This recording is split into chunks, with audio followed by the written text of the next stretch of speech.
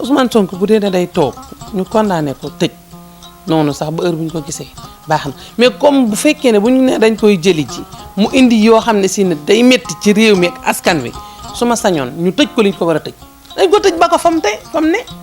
l'essentiel mooy comme moom nangut a ñëw xam na li tax nangut a ñëw nag nañ waxante dëgg waaw loolu ku ko xam-xam ne man Ousmane Sonko Adji Sarr ji Ousmane Sonko dama ko cee daan défendre bu groupe WhatsApp yeeg fu ne dama ko ci daan défendre parce que damaa xalaatoon ne rek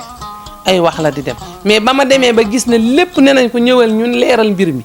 mu siisu am na lu xew looloo ma metti moo tax ma ne mbir mi daa war a jeex tàkk ñu tëj ko liñ koy tëj te liggéey moom ala kulli àllinte nañ ko àtte moom mënut a fexe ba muusa ka maccal ba duñ ko àtte waaw décidé nañ dañ ko àtte complot yooyu muy wax yëpp na ko teg ci suuf te dem wuy ji justice Ousmane Sonko nee naa la asakay wax la génne ca Mame Mbaye Niang ji diggante mag Adji Sarr nag kilifa gu toll ni moom moo wër woon a dox ci yooyu bañ di ko ca wax def naag defut dama ko cee xeeb pour fonte waaw loolu laa jàpp